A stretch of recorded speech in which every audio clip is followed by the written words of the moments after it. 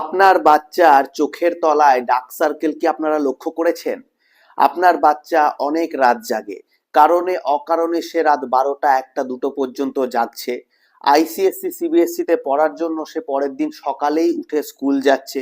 সারাদিন সে খুব hyper active থাকে, তার এনার্জির মধ্যে কোনো প্রভাব নেই, সে যে রাত জেগেছে সেটা বোঝাও যায় না।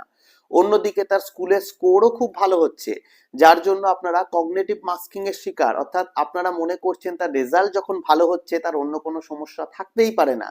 তাই কম বয়সে আপনার বাচ্চা ক্লাস 3-4-এ পড়ছে কিংবা 5-6-এ পড়ছে এবং তার চোখের তলায় ডার্ক সার্কেল, আপনারা শুধুমাত্র একাডেমিক প্রেসার ভেবে এড়িয়ে যাচ্ছেন এবং জিনিসটাকে গুরুত্ব দিচ্ছেন না।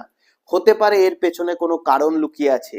প্রথমেই বলি, এই যে অত্যাধিক রাত জাগছে তার জন্য তার ব্রেনে প্রভাব পড়বে, তার ব্রেন ডেভেলপমেন্টে ইফেক্ট হবে, তার ব্রেন টিস্যুতে প্রভাব পড়বে, আস্তে আস্তে তার মেমোরি স্কিল, তার কগনিটিভ স্কিলেও প্রভাব পড়বে এবং যে সময় এগুলো সিমটমস আকারে উঠে আসবে তখন এগুলো ম্যানেজ করাও সমস্যা হবে এবং অ্যাসোসিয়েটেড আরো বিভিন্ন ধরনের শারীরিক সমস্যা এগুলো ডেকে আনতে পারে।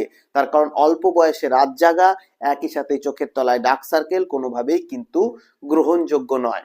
এই যে তার ঘুম আসছে না, এর পেছনে বিভিন্ন কারণ থাকতে পারে। স্লিপ ওরিয়েন্টেড বিভিন্ন ডিসঅর্ডার, স্লিপের যে সমস্যাগুলো সেগুলো কেন হচ্ছে সেটা আমাদের খতিয়ে দেখা প্রয়োজন।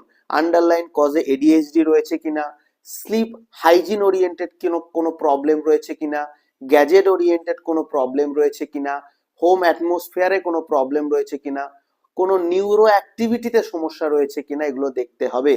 স্লিপ অনসেট অ্যাসোসিয়েটেড ডিসঅর্ডারের মধ্যে অনেক কিছুই পড়ে যেগুলো খতিয়ে দেখা প্রয়োজন এবং এগুলো খতিয়ে দেখে আন্ডারলাইন কজকে আইডেন্টিফাই করে সেই অনুযায়ী যদি আমরা কাউন্সিলিং ট্রিটমেন্ট প্ল্যান তৈরি করি তাহলে বাচ্চাকে আগামী দিনে একটা সুন্দর ভবিষ্যৎ দেওয়া যায়।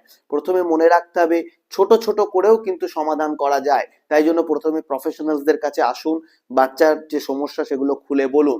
স্লিপ হাইজিন মেনটেন করা, হোম এনভায়রনমেন্ট চেঞ্জ করা, পড়াশোনার প্যাটার্ন চেঞ্জ করা, একাডেমিক প্রেশার ডিস্ট্রিবিউট করা, বিভিন্ন টুলস এন্ড টেকনিক্স ব্যবহার করে স্লিপ কোয়ালিটি যেমন ইমপ্রুভ করা যায়, এডুকেশন কোয়ালিটিও ইমপ্রুভ করা যায়। তাই বাচ্চার চোখের তলায় কালি কিংবা বাচ্চার না ঘুমানোকে সহজভাবে নেবেন না।